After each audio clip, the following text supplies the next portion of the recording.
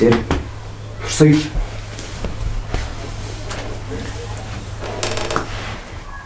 Түн ой не сенсің? Жаңа әңгіме жаздым. Оқып көрші. Әкел. Көрейік.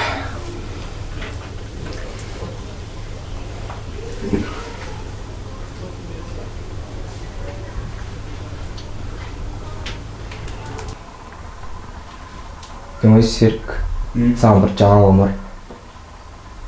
Не жаңалық? Енді бір отбасы өзіне алатын болды. Жақсы болып тұр.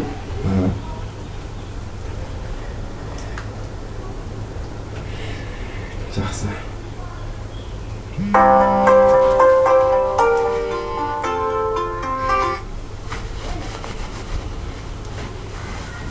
Мұны кім әперген саған? Ама мен өз отбасына қосып жатқан адамдар. Олар кімдер? Американдықтар.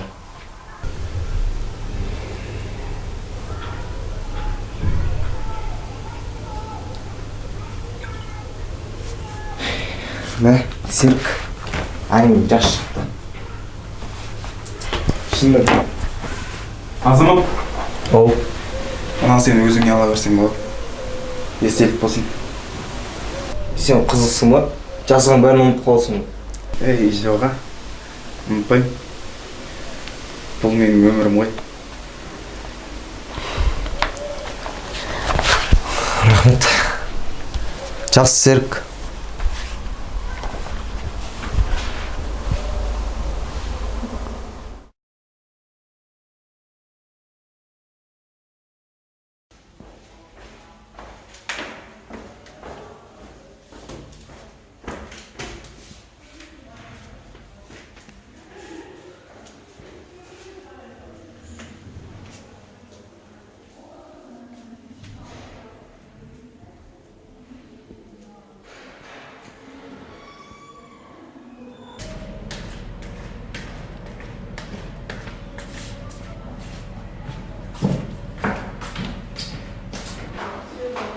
Көңілсізсіз ғой.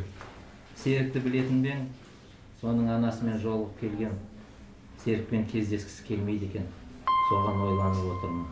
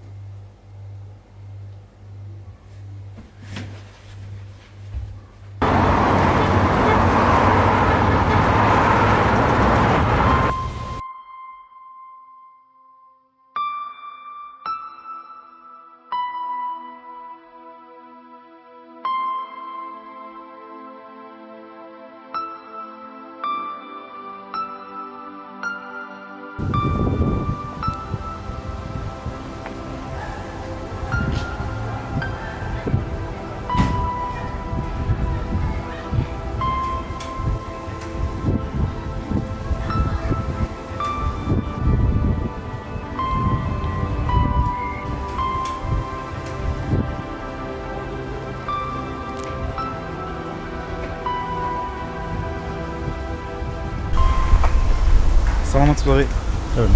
Ағай, берсеңші көмектесіп жіберейін. Онда Серік сенің естіген дұрыс болды. Мына лип істемей қалған. Оны үстінде біз 15 этажда тұрамыз.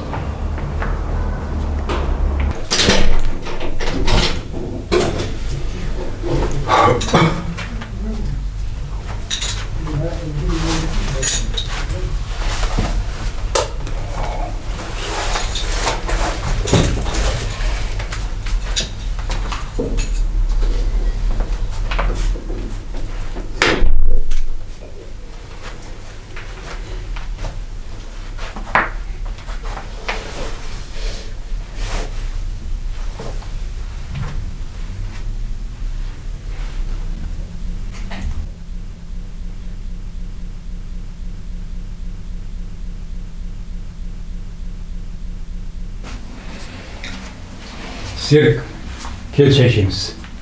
Жоға, қоя беріңіз, рахмат. Емен жастығыңыз айтасың. Дайын, кір шай ішеміз. Жарайды. Кел, отыр.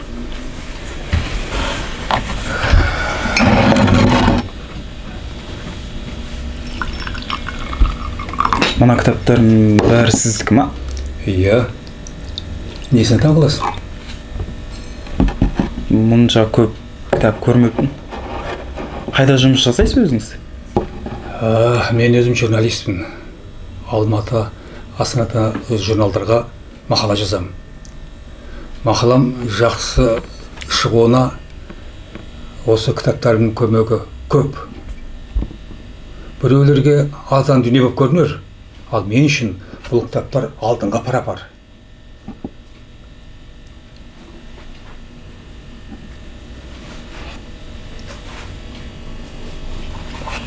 Шайын алып отыр. Мына аспаптар да сіздікі ма? Иә, менікі. Серік, қолыңа не болған? Жай жарақатта болам. Қандай кітаптар оқыдың? Соңғы оқыған Джек Лондонның Мартин Иден шығармасы. Бұл кітапша өте жақсы шығарма. Джек Лондонның үздік шығармаларының бірі. Бірақ соңы онша емес. Сен өз оқып пең? Неге олай ойлайсыз? Мен өзім 10 күн дұрыс деп ойлаймын. Оның адамдардан көңіл қалды. Себебі адамдар оны тек пайдаланатын болды. Өзінің сүйген жары да ол дәулетке жеткен соң қайтадан оралды. Ол адамдардың шынайы бейнесін көрді.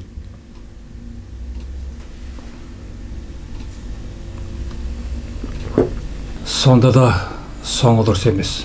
Ол өзіне қол жұмсамау керек еді.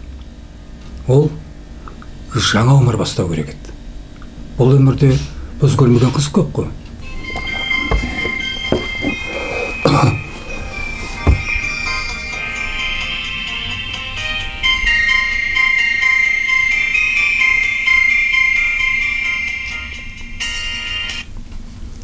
Алло. Бала, қалайсың?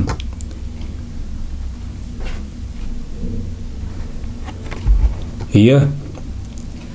Жақсы. Кездеспегелі көп болып кетті ғой. Қашан келесің?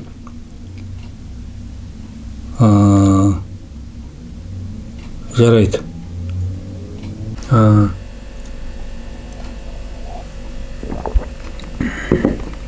Жақсы. Жақсы. Қой, мен тұрайын. Баратын жерім бар еді. Шайыңызға рахмет.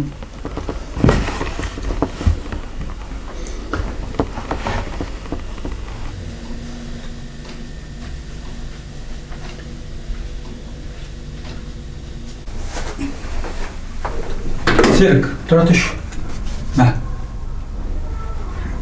Жоға, керек емес. Ақшам бар. Мен сенде ақша жоқ деп беріп тұрғаным жоқ. Білесің бе, немістер өте ақылды халық. Оларда мынадай сөз бар. Бос әмияннан ауыр нәрсе жоқ деген. Алғын.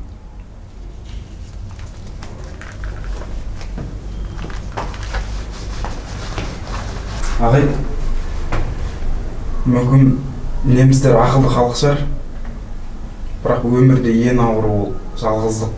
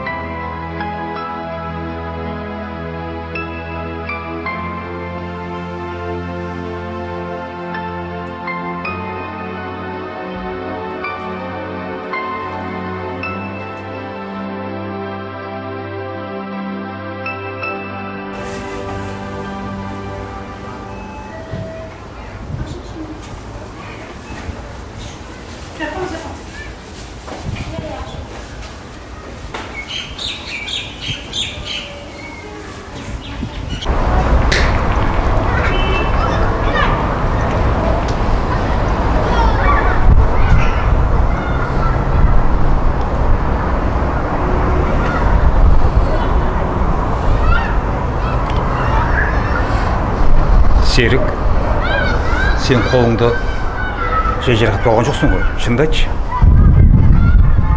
Сен мен емеді әделеп келген жоқсың.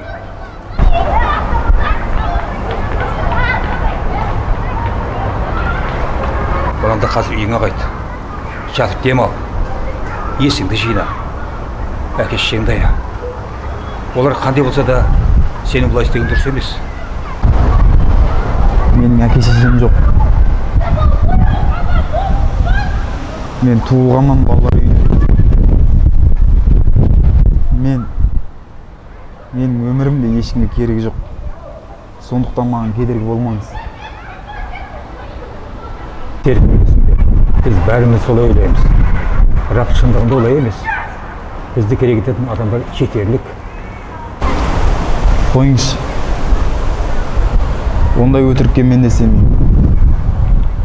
Адам өмірге жалғыз келіп, жалғыз кетеді. Ол өтірік емес. Сен жассың, көп нәрсені елемейсің. Сенің шешімің соның белгісі. Түсінесің бе, Серік? Сен асығып жатқан мәре түбінде өзі келеді. Оған асығудың қажеті жоқ. Одан да өмір сүр, адам бол. Армандарыңды қуала, ашық бол. Бұл өмір сен ойлағандай жаман емес қой. Бұл өмірде жақсылық көп. Тек қана өзіңе осы қадамға бармауға мүмкіндік бер. Серік, сенің түсінігің бар ғой.